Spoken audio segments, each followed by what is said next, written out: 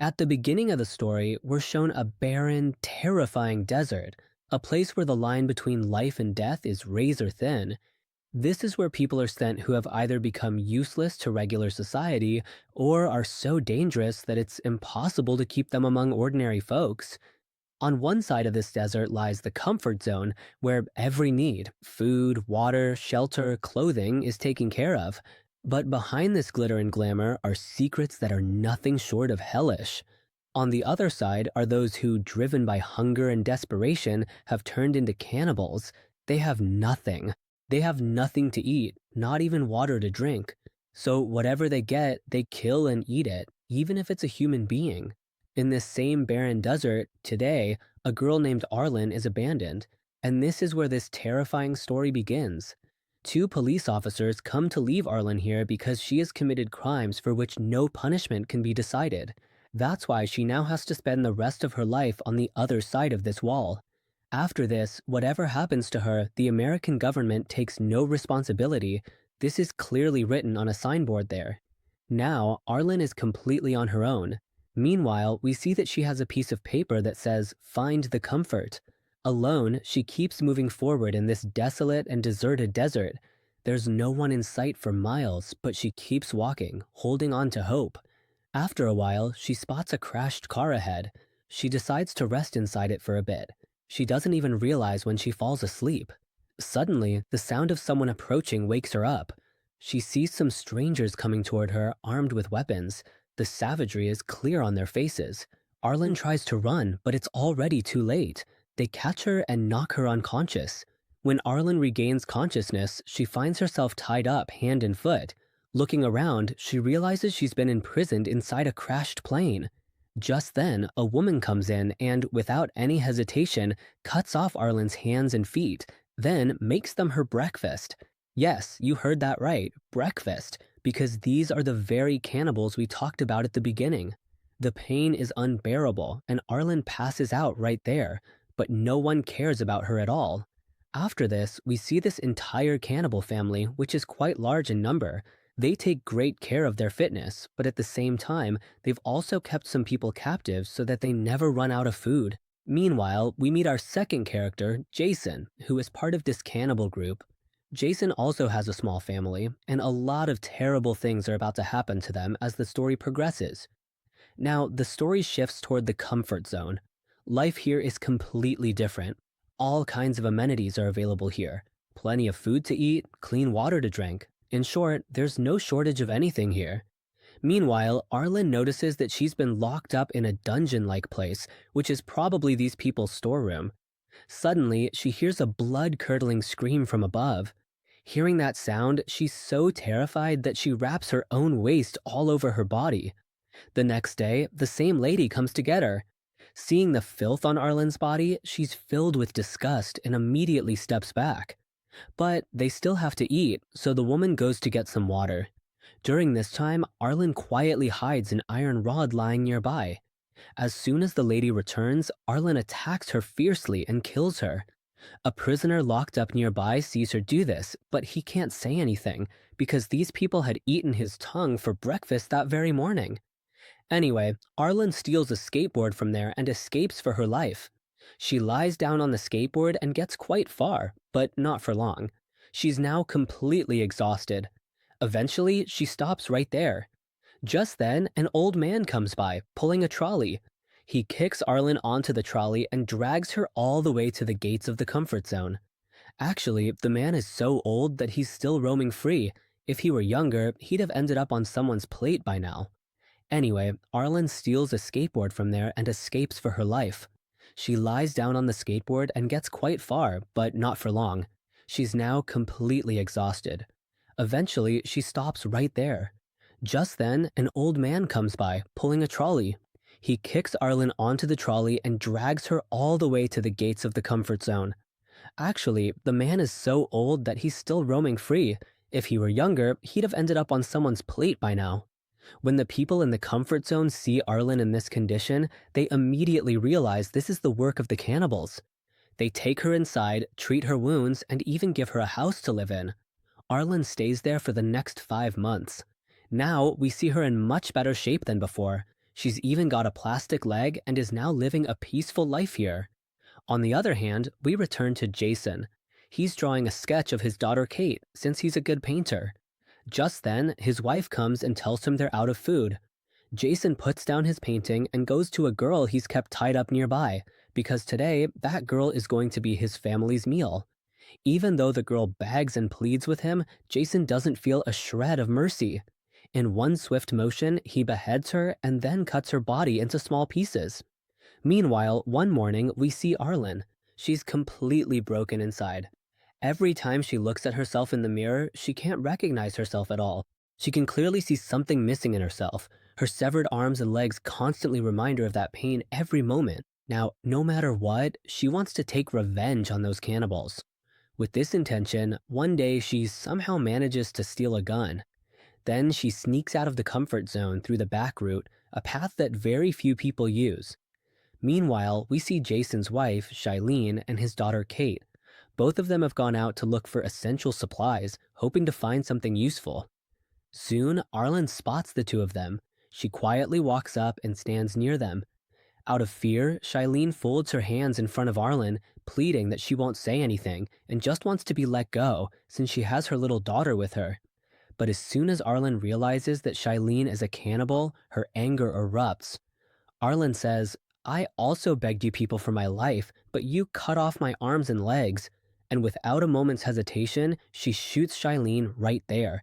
Kate can't even comprehend what just happened to her mother. She's left in shock. Arlen notices the little girl and feels pity for her. She doesn't harm Kate. Instead, she takes her along and returns to the comfort zone. On the way, the same old man sees them. There, Kate takes a liking to a rabbit. Arlen buys it for her and then takes Kate to her home. Arlen has no intention of hurting the child in any way, because she knows that none of this is Kate's fault. On the other hand, after waiting a long time, Jason leaves his house. His wife and daughter still haven't returned. He wanders around searching for them. That's when he spots a dumpster where his wife's corpse is lying, being pecked at by crows. Seeing this, Jason immediately realizes that this is the work of a gang that traffics girls. Just then, he notices the same old man. Jason approaches him, shows him a picture of his daughter Kate, and asks if he's seen her. The old man replies, "Yes, but on one condition." Jason asks, "What condition?" The old man says, "You have to draw a sketch of me, just like I did. Only then will I tell you where your daughter is." Hearing this, Jason is furious, but he's helpless. He sits down right there and draws the old man's sketch. After that, the old man writes a single word on the paper: comfort zone. As soon as Jason sees this, he understands where his daughter is. Meanwhile, Arlen takes Kate to a club. At the same time, the richest man in the comfort zone is throwing a big party. The host of this party is John. John is actually the main supplier of powder in the whole area. By powder, you probably know what I mean. It's used to make a tablet, and after taking it, a person is transported to a whole different world. Arlen also takes one of those tablets. During this, we see Kate. She drops her rabbit and, trying to catch it, she follows after it. Just then, John appears in front of her. He sees Kate and takes her inside with him. Actually, John is also the mayor of the whole area, which is why no one there dares to stop him. Meanwhile, the effect of the powder has started to kick in on Arlen. The world around her starts to look incredibly beautiful, but even then, she keeps searching for Kate. Completely out of her senses, Arlen wanders out of the party while looking for her. She walks so far that she doesn't even realize it herself. She doesn't even notice that Jason is standing right next to her. When she wakes up the next morning, she sees Jason standing in front of her. Jason is holding Arlen's artificial leg, without which she can't even walk. At this point, Jason shows her a sketch of his daughter Kate and asks if she's seen this girl anywhere. Out of fear, Arlen lies. "No, I haven't seen her anywhere." She lies because if Jason finds out the truth, he won't let her live. But Jason needs Arlen too, because if any cannibal even comes close to the comfort zone, they're shot on sight. That's why Jason offers Arlen a deal. He says, "I'll get you safely inside the comfort zone and won't harm you, but in return, you have to find my daughter from inside and bring her to me." He also gives her a clear warning. If you try to be even a little clever, I'll find you no matter where you hide in the world, and then I'll cut you into little pieces and eat you. Arlen is forced to accept the deal because she's already far from the comfort zone. She had already come too far, and going back alone would have been extremely dangerous for her. After moving a little further ahead, they encounter a man. He is part of the same cannibal family, meaning he's a cannibal too. He tries to make a deal with Jason, saying, "Give me this girl's leg and I'll give you petrol in exchange." Jason refuses because if he does that, he'll never be able to find his daughter. Hearing this, the man says, "Look, man, I'm really hungry. I'm going to take this girl with me. If you want to stop me, come and fight me." Suddenly, something unexpected happens. Jason hands Arlen over to him and starts to leave with the petrol. Arlen screams and shouts, but no one cares. As soon as the man turns his back, Jason comes up from behind and stabs him with a knife. The man collapses right there. After that, Jason cuts off one of his hands. Now the two of them start moving forward again, but just then a fierce sandstorm hits. They're forced to set up a tent and stay there. The storm gradually dies down, but by then it's dark all around, so they decide to spend the night there. Jason eats the dead man's hand and gives some to Arlen as well. The two of them have a long conversation. They try to get to know each other. Jason shares that when he was 16, he came to America by boat, but he was caught at the border because he entered the country illegally. Since then, he's been forced to live in this area. Arlen then tells her story. She used to work for the National Security Agency, NSA, but she fell in love with a man from an enemy country.